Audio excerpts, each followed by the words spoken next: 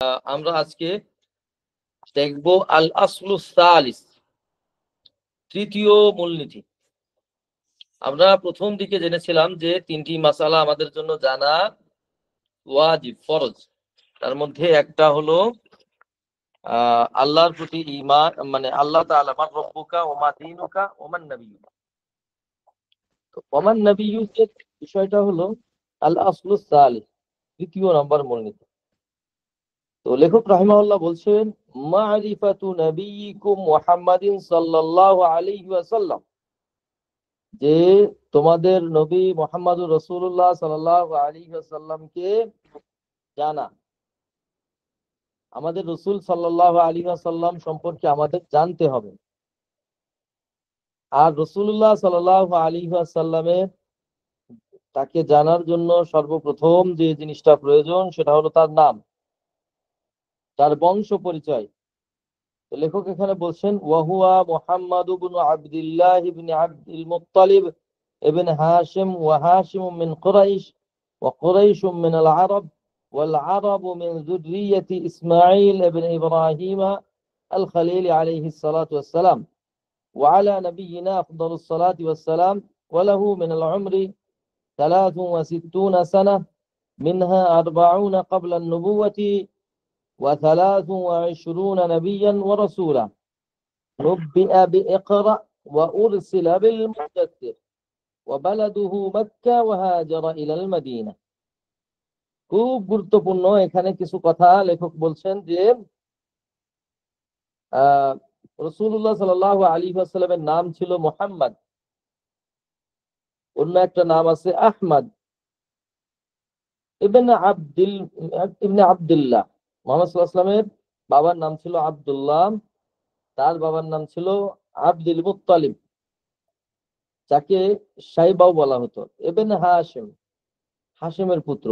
আর হাশিম মিন কুরাইশ, কুরাইশদের ছিল। হাশিম ছিল ইবনে আব্দি মানাফ, মানে হাশিমের বাবার নাম ছিল আব্দে মানাফ, যার আরো নাম ছিল ইসমুহু আল মুগীরা বিন কুসাই বিন কিলাব বিন কাব বিন লুয়াই বিন গালিব বিন ফাহাদ বিন মালিক বিন নদর বিন কিনানা বিন খুজাইমা বিন মুদরিকা বিন ইলিয়াস বিন মুদর বিন নদর বিন মালিক বিন আদনান। এত দূর আমরা না গিয়ে আমরা এতটুকু সবাই মুখস্থ রাখবো, রাসূলুল্লাহ সাল্লাল্লাহু আলাইহি ওয়াসাল্লাম যে মানে নরমাল কোনো বংশে জন্মগ্রহণ করেননি। তিনি, তার একটা জন্ম পরিচয়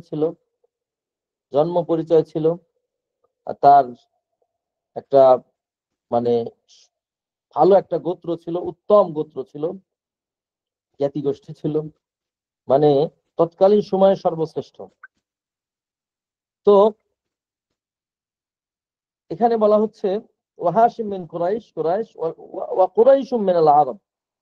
আর কুরাইশ মূলত আরবি বংশোদ্ভূত, কারণ আরব মিন যুররিয়াত ইসমাঈল, আরব ইসমাঈল আলাইহিস সালাতু ওয়াস সালাম, যিনি কিনা ইব্রাহিম আলাইহিস সালাতু ওয়াস সালামের সন্তান ছিলেন, তার সন্তান সন্ততি। তাহলে আমরা এখান থেকে বুঝলাম যে মুহাম্মদুর রাসূলুল্লাহ সাল্লাল্লাহু আলাইহি ওয়াসাল্লাম ছিলেন ইসমাঈল আলাইহিস সালাতু ওয়াস সালামের বংশধর। ইসমাঈল আলাইহিস সালাতু ওয়াস সালামের বাবা ছিল ইব্রাহিম, যার দুইটা সন্তান ছিল। একটা সন্তানের নাম ছিল ইসহাক, আরেকটা নাম ছিল হলো ইসমাঈল। তো ইসহাক আলাইহিস সালাতু ওয়াস সালামের একটা সন্তান ছিল যার নাম ছিল ইয়াকুব, যাকে ইসরাইল বলা হতো। ইসরাইল মানে হলো আব্দুল্লাহ, আল্লাহর দাস, আল্লাহর বান্দা। তো ওই মানে ইসহাক আলাইহিস সালামের নসল থেকে বনি ইসরাইল হয়ে গেল। আর এদিক দিয়ে ইসমাঈল আলাইহিস সালামের বংশ থেকে একজনই নবী আসলেন, তিনি হলো নবিয়িনা আফদালুস সালাতি ওয়াস সালাম, আমাদের প্রিয় নবী মুহাম্মদ রাসূলুল্লাহ সাল্লাল্লাহু আলাইহি ওয়াসাল্লাম। ওয়ালাহু মিনাল উমর, তার বয়স ছিল 63 সানা, 63 বছর বয়স ছিল। মিনহা 40 ক্বাবলা আন-নুবুওয়া, যা ছিল নবুয়াতের আগে 40 বছর। ওয়া 23 নাবিয়্যান ওয়া রাসূলা, আর বাকি 23 বছর রাসূলুল্লাহ সাল্লাল্লাহু আলাইহি ওয়াসাল্লাম ছিলেন নবী এবং রাসূল হিসেবে। অর্থাৎ আল্লাহ নবী সাল্লাল্লাহু আলাইহি ওয়াসাল্লামের জীবনকে আমরা যদি ভাগ করি, 3টা ভাগ করতে পারি। প্রথমত 2 ভাগ, এক ভাগ হলো নবুয়তের আগে, আর এক ভাগ হলো নবুয়তের পরে। নবুয়তের পরে 2টা ভাগ করতে পারি, একটা হলো মাক্কি জীবন, আর আরেকটা হলো মাদানী জীবন। অর্থাৎ মদিনায় ছিলেন হিজরতের আগ পর্যন্ত, আর হিজরতের পরে হলো মদিনায়। তো এই রাসূলুল্লাহ সাল্লাল্লাহু আলাইহি ওয়াসাল্লামের যে দ্বিতীয় একটা পার্ট জীবনের, যে নবী এবং রাসূল ছিলেন, সেখানে হলো 23 বছর। 23 বছরের মধ্যে 13 বছর মক্কা আর 10 বছর মদিনায়। এখন মজার বিষয়, আল্লাহ নবী সাল্লাল্লাহু আলাইহি ওয়াসাল্লাম মক্কায় যে 13 বছর ছিলেন, এই 13 বছরের মধ্যে কিন্তু প্রথম 10 বছরে ইসলামের বিধিবিধান, বিশেষ করে নামাজ, রোজা, হজ, যাকাত, এগুলি কিন্তু ফরজ হয়নি। বরং এই সময়টায় আল্লাহ নবী সাল্লাল্লাহু আলাইহি ওয়াসাল্লাম মানুষদেরকে তাওহীদ শিখাতেন, যে একমাত্র ইবাদত হবে আল্লাহর, চাওয়া পাওয়া, চাহিদা যাই কিছু আছে না কেন, সাহায্য, সহযোগিতা, সকল প্রার্থনা হবে একমাত্র আল্লাহর কাছে। আল্লাহর সাথে অন্য কাউকে শিরিক করা যাবে না। এটাই মূলত তিনি শিখিয়েছিলেন। তারপর আল্লাহ নবী সাল্লাল্লাহু আলাইহি ওয়াসাল্লামের নবুয়তের যখন 10 বছর হয়, অর্থাৎ নবুয়তের পঞ্চম, মানে ওনার বয়স যখন 50 হয়, ওই সময়ের দিকে ওনার স্ত্রী এবং ওনার চাচা দুনিয়া থেকে চলে যায়। যাওয়ার পর আল্লাহ নবী সাল্লাল্লাহু আলাইহি ওয়াসাল্লাম অনেক নির্যাতনের শিকার হন। যেহেতু যখন তারা বেঁচে ছিলেন, খাদিজা বলেন কিংবা আবু তালেব বলেন, তারা আসলে অনেক প্রভাবশালী ছিল।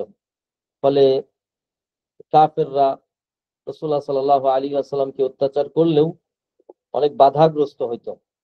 কিন্তু তাদের মৃত্যুর পর তারা এই সুযোগ পেয়ে যায়, রাসূলুল্লাহ সাল্লাল্লাহু আলাইহি ওয়াসাল্লামকে অনেক বেশি নির্যাতন করা শুরু করে। সাহাবাদেরকে স্টিম রোলার চালানো শুরু করে নির্যাতনের।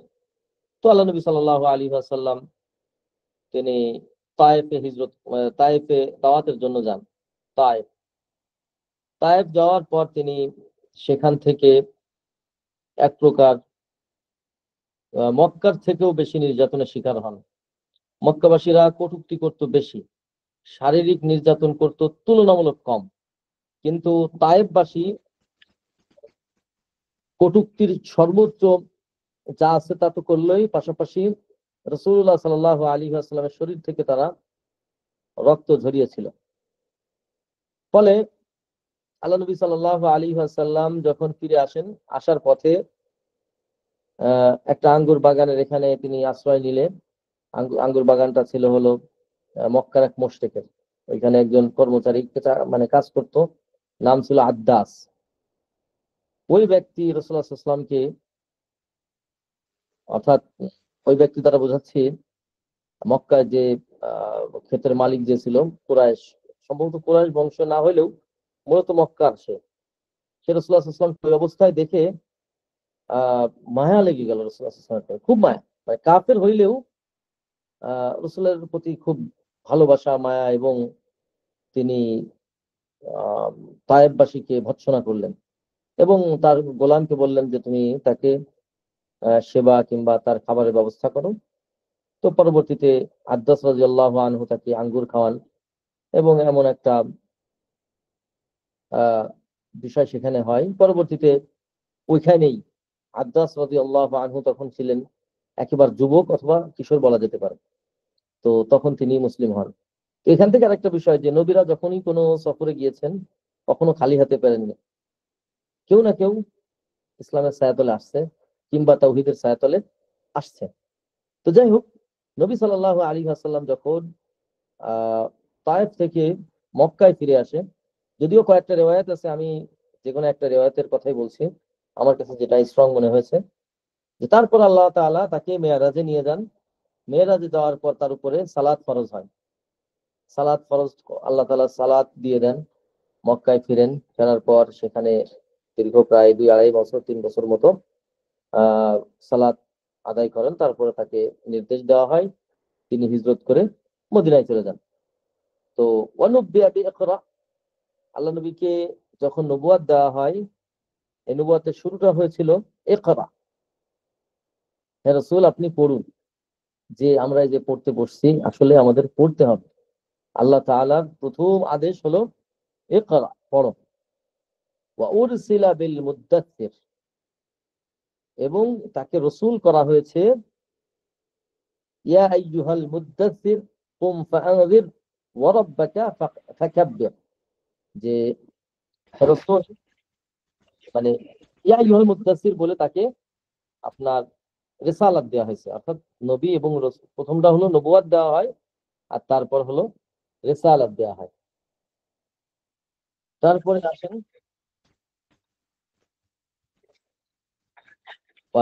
ওয়া বালাদুহু মক্কা, রাসূলুল্লাহ সাল্লাল্লাহু আলাইহি ওয়াসাল্লামের বাড়ি হলো মক্কা। ওয়া হাজারা ইলাল মদিনা, আর রাসূলুল্লাহ সাল্লাল্লাহু আলাইহি ওয়াসাল্লাম হিজরত করে কোথায় চলে যান? মদিনায়। আমরা ইতিপূর্বে বলেছি রাসূলুল্লাহ সাল্লাল্লাহু আলাইহি ওয়াসাল্লাম নবুয়াতের পরে 13 বছর মক্কায় ছিলেন, তারপর তিনি হিজরত করে মদিনায় চলে যান।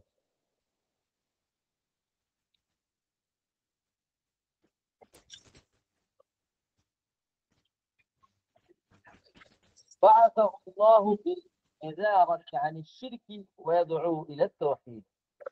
আল্লাহ রাব্বুল আলামিন রাসূলুল্লাহ সাল্লাল্লাহু আলাইহি ওয়াসাল্লামকে দুনিয়ার বুকে পাঠান বিন-নিযারাতি আনিশ শিরক, যে ইনজার মানে মানুষকে সতর্ক করা।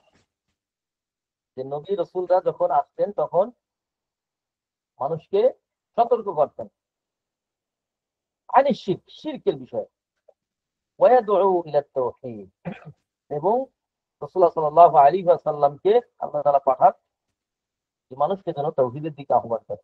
আমরা ইতিপূর্বে আপনাদেরকে জানিয়েছিলাম তাওহীদ বলা হয় ইফরাদুল্লাহি তাআলা বিল ইবাদা, যে ইবাদতে একমাত্র আল্লাহ রাব্বুল আলামিনকেই সাব্যস্ত করা, ইবাদতে একমাত্র আল্লাহকেই সাব্যস্ত করা, এটাকেই তাওহীদ বলে। ওয়াদ-দালিলু কাওলুহু তাআলা, আল্লাহ তাআলা যে রাসূলুল্লাহ সাল্লাল্লাহু আলাইহি ওয়াসাল্লামকে শিরকের ভয়াবহতা সম্পর্কে সতর্ক করতে পাঠান এবং তাওহীদের দিকে আহ্বান করতে পাঠান, এর দলিলে আল্লাহ তাআলা বলছেন ইয়া আইয়ুহাল মুদ্দাথির, ইয়া আইয়ুহাল মুদ্দাথির মানে যে হে কাপড় পরনেওয়ালা, অর্থাৎ বস্ত্রাচ্ছাদিত, মানে বস্ত্র দিয়ে যিনি নিজেকে ঢেকে আছেন। হ্যাঁ, হুম, আপনি জানান, আপনি মানুষকে সতর্ক, আল ইনজার মানে সতর্ক করা। দেখেন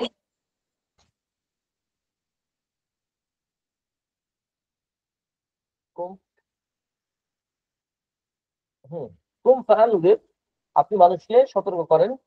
ওয়ারাব্বাকা ফাকাব্বির, আপনি তাকবীর পাঠ করেন, আপনার রবের শ্রেষ্ঠত্ব ঘোষণা করুন। ওয়া সিয়াবাকা ফাতাহহির, আপনার যে কাপড় রয়েছে এটা পবিত্র করুন। এখানে আপনি যদি ধরেন যে কাপড় আসলে নিজের কাপড় দিয়ে অপবিত্র ছিল, বিষয়টা এমন না, বরং অন্তর, মন, চরিত্র, কর্ম সবকিছুকেই আপনি পবিত্র করুন। বাস্তব কথা কি, আল্লাহ রাব্বুল আলামিন রাসূল সাল্লাল্লাহু আলাইহি ওয়াসাল্লাম কি অনেক আগে থেকেই পবিত্র করে ফেলেছেন। তার অন্তরের মধ্যে কোনো ঘৃণা, বিদ্বেষ বা হিংসা বা এ জাতীয় কিছু ছিল না, বরং তার চরিত্র ছিল আসলেই উত্তম। এখন রসুলকে যদি আল্লাহ তাআলা এই নির্দেশ দেন যে ওয়াসিয়াবাকা ফাতাহহির, যে আপনার পরিচ্ছন্ন পবিত্র করুন, তার মানে আপনার কাপড়, সিয়াব হলো বহু বচন, তাওব এক বচন, পবিত্র করুন, তার মানে আপনার চরিত্র, মন, মানসিকতা একটু পবিত্র রাখুন। তো আল্লাহ তাআলা যদি রসুলকে এই কথা বলেন, তাহলে আমরা কোথায়? মূলত এই নির্দেশনা শুধু রসুলের প্রতি নয়, বরং আমাদের সকলের প্রতি, যে আমরা যেন আমাদের নীতি নৈতিকতা, হিংসা, বিদ্বেষ, এই বিষয়গুলি পবিত্র করে, হিংসা বিদ্বেষ থেকে দূরে থাকি, তারপরে নীতি নৈতিকতা আমাদের মধ্যে আনায়ন করি ইত্যাদি।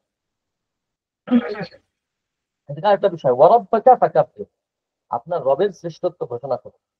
আমাদের বাংলাদেশে আমরা বলি নারে তাকবীর, সবাই বলে ওঠে আল্লাহু আকবার। হ্যাঁ, সাহাবারা কিন্তু জামাতে এভাবে নারায়ে তাকবীর দিতেন না। আমি যদি বুঝাই বলি যে আমরা যখন আজান দেই কিংবা মুয়াজ্জিন যখন আজান দেয়, তো আমরা আজানের কিন্তু জবাব দেই, বা ইমাম সাহেব যখন সালাত আদায় করে তখন আমরা সাউন্ড কম আসছে কেন? জি শেখ, সাউন্ড একটু কম আসছে, কয়েকজন কেন ভাই বলছে। এখন ঠিক আছে? জি আলহামদুলিল্লাহ আলহামদুলিল্লাহ। জি আমি শেখ। বুঝলাম না স্ক্রিনে হ্যাঁ স্যার, ঠিক আছে আলহামদুলিল্লাহ, সাউন্ড পরিপূর্ণভাবে আসছে। ও দাঁড়ান, আমি আর হয়তো ওনার নেটওয়ার্ক কি সমস্যা। হতে পারে। জি জি আসসালামু আলহামদুলিল্লাহ। আলাইকুম শেখ।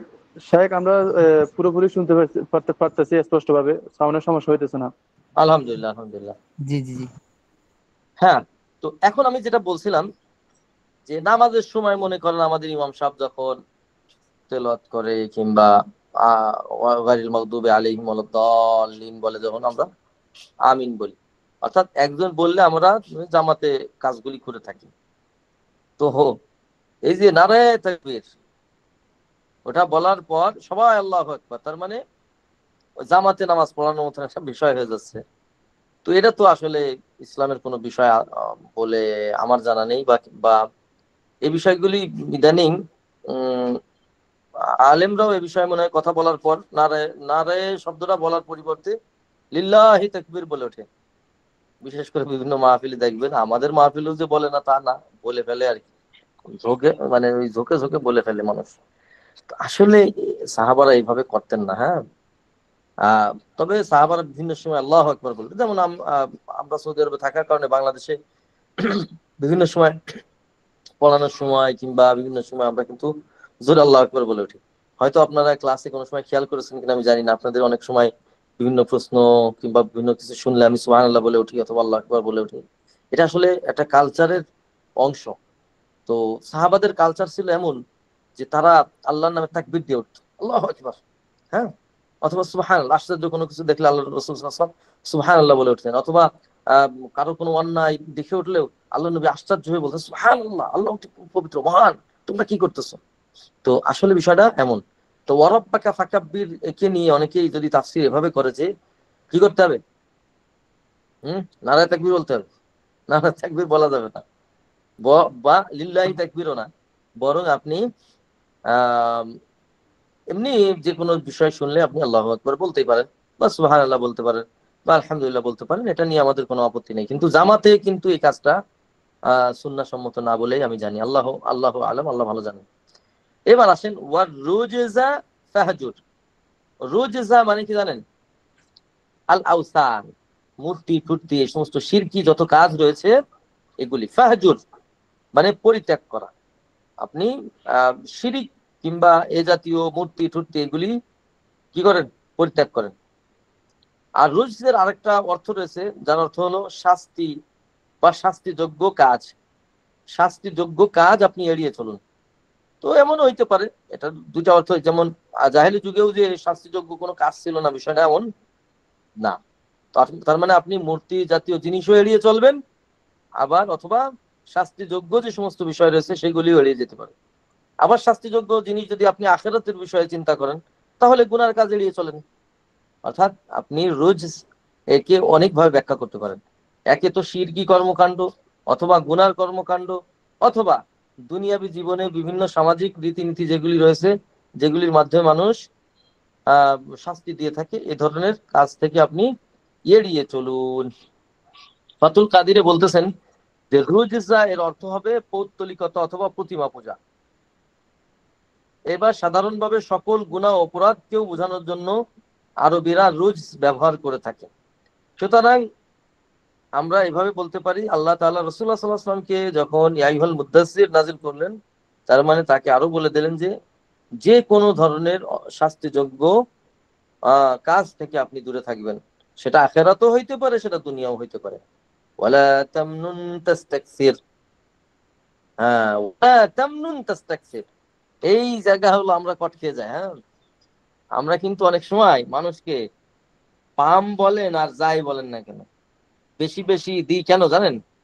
বেশি পাওয়ার আশায়। অর্থাৎ আপনি কাউকে এমন কিছু দিবেন না, এমন কোনো কিছু দিবেন না যে সে আপনাকে বেশি বেশি দেবে। অর্থাৎ পাওয়ার আশায় প্রত্যাশা করবেন না। মানে দান করতেছেন আপনি কোনো কিছু পাওয়ার আশায়। হ্যাঁ, আপনার যদি উদ্দেশ্য থাকে আল্লাহর নৈকট্য, তাহলে আলাদা হিসাব। তাহলে বেশি পাওয়ার আশায় আপনি কি করবেন না। ওয়ালা তামনুন তাস্তাকসির। হ্যাঁ, ওয়ালি রাব্বিকা ফাসবির। আপনি আল্লাহর জন্য, আপনার রবের জন্য কি করবেন? ফাসবির, ধৈর্য ধারণ করবেন। তাহলে দুনিয়ার জীবনে বিষয়টা এরকম, আমরা ক্লাসে যেহেতু ঢুকছি, ক্লাসে একটু মজা না হইলে হয় না। অনেক সময় বিপদে পড়ে না পেরে, করার যখন কিছু থাকে না, তখন যে বলেই ধৈর্য ধারণ করলাম, কিন্তু যখন আসলে বিপরীত কিছু করার সুযোগ থাকে, তখন ধৈর্য ধারণটা বেশি গুরুত্বপূর্ণ। আমি কিভাবে বলি, মনে করেন আপনার প্রতিশোধ নেয়ার ক্ষমতা রয়েছে, এই মুহূর্তে আপনি ধৈর্য ধারণ করলেন।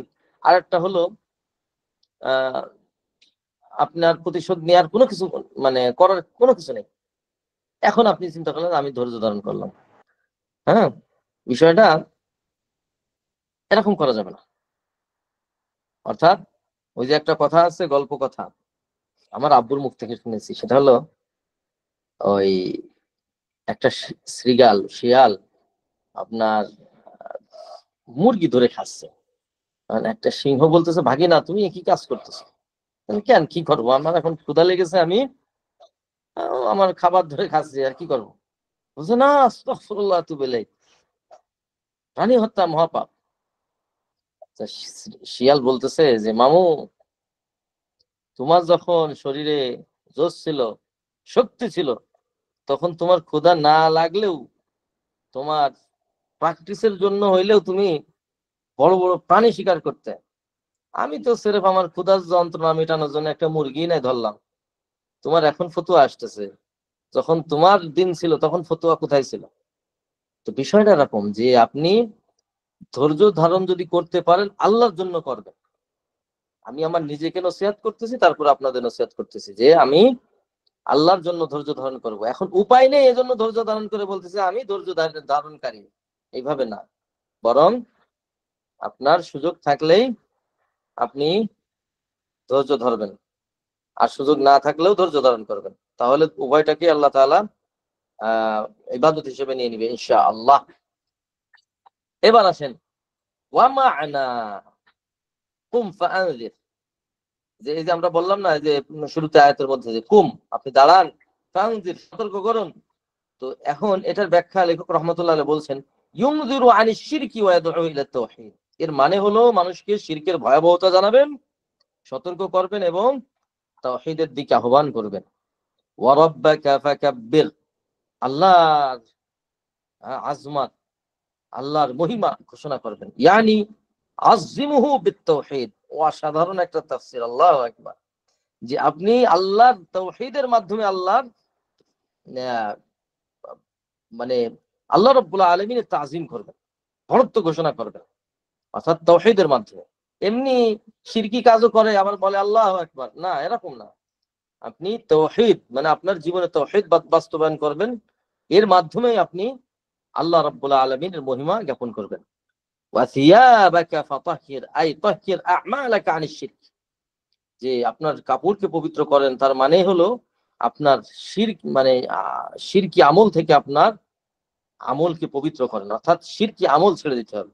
প্রিয় ভাই, আল্লাহ নবী কখনোই শিরক করেননি, কিন্তু এই কথা বলার মানে রসুলকে যদি নির্দেশ করা হয় যে শিরক করা যাবে না, তাহলে আমি কোথায় আছি? ওয়ার রুজজ ফাহজুর, রুজজ আল আসনাম, এটা আমরা বিস্তারিত ব্যাখ্যা করেছি। ওয়া হাজরুহা ইয়ানি তারকুহা, অর্থাৎ হাজরুহা মানে ছেড়ে দেয়া, ওয়াল বারাআতু মিনহা ওয়া আহলিহা। দেখেন, শিরিকের থেকে পবিত্র থাকতে হবে, তার মানে শুধু শিরিক না, বরং শিরকের মামাতো, খালাতো, ফুফাতো যত ভাই আছে সবগুলো থেকে আপনাকে দূরে থাকতে হবে। শিরকের মামাতো, খালাতো ভাই কিন্তু আছে আসলে। সেটা হলো কি, যেমন কোনো ব্যক্তি যদি নফসের বেশি বেশি ইত্তেবা করে, দুনিয়াদার হয়ে যায়, তারপরে গুনার কাজ বেশি বেশি করে, মানুষকে খুশি করার জন্য তার উদ্দেশ্য থাকে, এইভাবে যদি করতে থাকে তাহলে এগুলোই কিন্তু শিরকের ছোট ভাই। অথবা মুনাফিকি, নেফাকি, ছোট ছোট নেফাকি বলেন কিংবা মুনাফিকি খাসলত বলেন, এগুলো সব কিন্তু আপনার শিরকের ছোট ছোট ভাই, ভাই বেরাদার। তো যাই হোক, আখাযা আলা হাযা 10 সিনিন, ওই যে শুরুতে আমরা বললাম যে আল্লাহ নবী সাল্লাল্লাহু আলাইহি ওয়াসাল্লাম তায়েফে যাওয়ার আগ পর্যন্ত তিনি মানুষকে, তখন কিন্তু নামাজ ফরজ হয়নি, সালাত ফরজ হয়নি, তিনি কিসের দাওয়াত দিয়েছেন? 10 সিনিনা ইয়াদউ ইলা তাওহীদ, যে তিনি দাওয়াত দিয়েছেন 10 বছর তাওহীদের। ওয়া বা'দাল 10 উরিজা বিহি ইলা সামা, হ্যাঁ, নবুয়াতের 11তম বছরে আল্লাহ তাআলা তাকে কোথায় নিয়ে যান? আল্লাহ রাব্বুল আলামিন তাকে মেরাজে নিয়ে যান। আল্লাহু আকবার। আল্লাহ রাব্বুল আলামিন রাসূলুল্লাহ সাল্লাল্লাহু আলাইহি ওয়াসাল্লাম মেরাজে নিয়ে যান। দাঁড়ান, আমি পৃষ্ঠাটা বুঝাইনি। হ্যাঁ, সুন্দর। ওয়া ফুরিদাত আলাইহি আস-সালাওয়াতুল খামস, আল্লাহ তাআলা তাকে আসমানে নিয়ে তার উপরে 5 ওয়াক্ত সালাতকে ফরজ করে দিয়েছেন। ওয়া সাল্লা ফি মক্কা 3 সিনিন, তারপর আল্লাহ নবী সাল্লাল্লাহু আলাইহি ওয়াসাল্লাম মেরাজের থেকে এসে মক্কায় 3 বছর অতিবাহিত করেন। এই 3 বছর তিনি সালাতের মাধ্যমে অতিবাহিত করেন। সুবহানাল্লাহ। দেখেন কত বিধান আল্লাহ তাআলা, একটু খেয়াল করেন আপনারা যারা অনেকজন, আজকে অনেকজন উপস্থিত আছেন। আল্লাহু আকবার, বারাকাল্লাহু ফীকুম। তো আল্লাহ রাব্বুল আলামিন তাওহীদ, তারপর কত বিধান দেখেন জিবরিল আলাইহিস সালামের মাধ্যমে দুনিয়ায়, মানে দুনিয়ায় তিনি বসে বসে বিধানগুলো পেয়েছেন। কিন্তু আল্লাহ রাব্বুল আলামিন রাসূলুল্লাহ সাল্লাল্লাহু আলাইহি ওয়াসাল্লামকে কাছে ডেকে সেই 7 আসমানের উপরে নিয়ে তাকে তার উপরে সালাতকে ফরজ করেছেন। সালাতের মতো নিয়ামতকে দিয়ে দিয়েছেন। আল্লাহু আকবার, ওয়ালিল্লাহিল হামদ। এত গুরুত্বপূর্ণ একটা ইবাদত আল্লাহ তাআলা গিফট করেছেন। আল্লাহু আকবার। একটা ব্যক্তি সবসময় আপনার জন্য মার্কেট করে কিংবা হাদিয়া, কথার কথা স্ট্রিট ফাস্টের মাধ্যমে পাঠায়।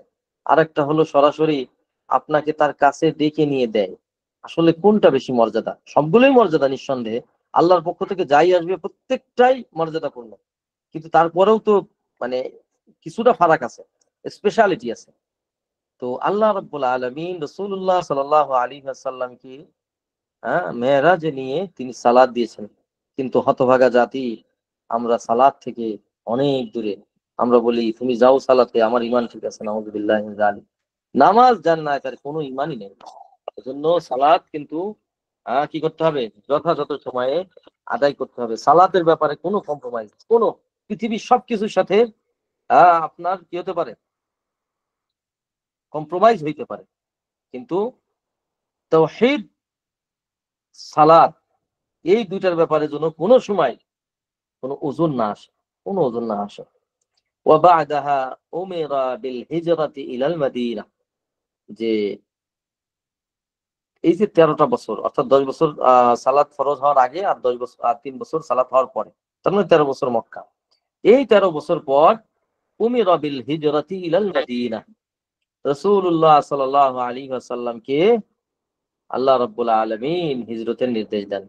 ফলে তিনি হিজরত করে নিজের প্রিয় জন্মভূমি ছেড়ে মদিনার পথে হিজরত করেন। আশ্চর্য হয়ে যাবেন, আল্লাহ নবী সাল্লাল্লাহু আলাইহি ওয়াসাল্লাম যখন মক্কা ছেড়ে আহ জাবালে সাউরের দিকে আগান হিজরতের রাতে, বারবার মক্কার দিকে তাকিয়ে বলতেছেন যে আমি তোমাকে, হে মক্কা, আল্লাহ তোমাকে ভালোবাসে। হে আহ, মানে স- মানে মক্কাতে একটা কারিয়া ছিল, একটা গ্রাম ছিল, শহর বলেন, যে আমি তোমাকে বেশি ভালোবাসি কারণ আল্লাহ তোমাকে ভালোবাসে। তোমার অধিবাসীরা যদি আমাকে বের না করতাম কখনো তোমার থেকে বেরোতাম না। আপনি বুঝতেছেন, সারা দুনিয়া আপনার বাড়ি থেকে আপনি বের হয়ে চলে যাচ্ছেন চিরজন্মের জন্য। আপনি জানেন না আর ফিরে আসবেন কিনা। যেখানে আপনি বেড়ে উঠেছেন, যেখানে আপনার শৈশবের স্মৃতি, কৈশোরের স্মৃতি, যেখানে আপনার মায়ের স্মৃতি, যেখানে আপনার ছোট ভাইয়ের স্মৃতি, যেখানে আপনার বাচ্চা বেড়ে উঠেছে, বাচ্চাকে নিয়ে কত স্মৃতি। এমন একটা জায়গা ছেড়ে আপনি কিন্তু যেতে পারেন না, যেতে চানও না। দেখেন আপনি ঈশ্বর কথায় দেখেন, এই যে গাজায় যারা রয়েছে, শত বাধা, টনকে টন, হাজার কোটি টন বোমা পড়ার পরেও তারা বের হচ্ছে না, মায়ার বাঁধন তারা ছাড়তেছে না। মরে যাবে কিন্তু এলাকা ছাড়বে না। অথচ আল্লাহ নবী সাল্লাল্লাহু আলাইহি ওয়াসাল্লাম শুধুমাত্র ইসলামের কারণে, ইসলামের জন্য, ঈমানের জন্য, কাবা যেখানে রয়েছে, আল্লাহ যে এই শহরকে ভালোবাসেন, এরকম একটা শহর ছেড়ে চলে যাচ্ছেন। এবং তিনি বলতেছেন, দু চোখ বেয়ে পানি পড়তেছে আর বলতেছেন, আমি তোমাকে ছেড়ে যেতাম না। আপনি একবার কল্পনা করেন তো, একমাত্র ইসলামের জন্য। রাসূলুল্লাহ সাল্লাল্লাহু আলাইহি ওয়াসাল্লাম ইসলামের জন্য ছেড়েছেন এগুলি। আর আমাদের প্রিয় ভাইয়েরা মার মুর খেয়ে দুনিয়া শেষ হয়ে যাচ্ছে, কিন্তু তারা হিজরত করতেছে না।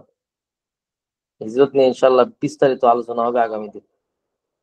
আপনারা তো সেদিন আমাকে হয়তো ইহুদিদের পুরোপুরি, মানে এতদিন তো সন্দেহ করতেন ইহুদিদের এজেন্ট, ওদিন হয়তো পুরোপুরি বলবেন যে এতদিন যা সন্দেহ ছিল এখন শেষ, শেখ খালিদ শেষ। তো কি বলবো এখন, ওই দিনের জন্য অপেক্ষা করেন, সবাই দাওয়াত দেন, ঠিক আছে, যে ওই দিন প্রমাণ হয়ে যাবে। তো যাই হোক, আমি যেটা বলতে চাচ্ছিলাম যে আজকে ক্লাস শেষ। উমিরা বিল হিজরাতি ইলাল মাদিনা, ইসলামের জন্য, ঈমানের জন্য আল্লাহ নবী সাল্লাল্লাহু আলাইহি ওয়াসাল্লাম প্রিয় এমন একটা শহর ছেড়েছেন যেখানে সবকিছু আল্লাহরও প্রিয়। তো যাই হোক, ইনশাআল্লাহ আগামী দিন আমরা এরপর থেকে আলোচনা করব। আল্লাহ তাআলা আমাদেরকে তৌফিক দান করুন, বিশুদ্ধ কথাগুলি বলার তৌফিক দান করুন। আল্লাহ তাআলা আমাদেরকে ভুল ভ্রান্তি থেকে রক্ষা করুন। ভুল ভ্রান্তি হয়ে থাকলে আল্লাহ মাফ করে দিন। আমাদের যে সমস্ত প্রিয় ভাইরা আসছেন, আল্লাহ রাব্বুল আলামিন তাদের মাধ্যমে বাংলার জমিনে কালেমার পতাকা যেন উড্ডীন করে। কালেমার পতাকা তাওহীদের পতাকা, এমনি কালেমার পতাকা না, এরকম যে কালো পতাকার উপর লা ইলাহা ইল্লাল্লাহ মুহাম্মাদুর রাসূল, ওইটা না, অরিজিনালি তাওহীদের পতাকা। সেটা দেখা যাক বা না যাক, অর্থাৎ তাওহীদবাদী সবাই হয়ে যাওয়া মানেই কালেমার পতাকা। কালেমার পতাকার মানে এই নয় যে আপনাকে কাপড়ের উপর লিখতে হবে, ভাই এটার কোনো দাম নেই। যাই হোক, আল্লাহ সুবহানাহু ওয়া তাআলা কবুল করুন। এই প্রিয় মানুষ, এটাই হলো আল্লাহর দ্বীন। এর বাহিরে যা আছে এগুলি হলো আল্লাহর দ্বীনের অনেক ফুরুই তথা শাখাগত বিষয় থাকতে পারে, কিন্তু দ্বীনের মৌলিক বিষয় হলো এই তিনটা। এবার আসেন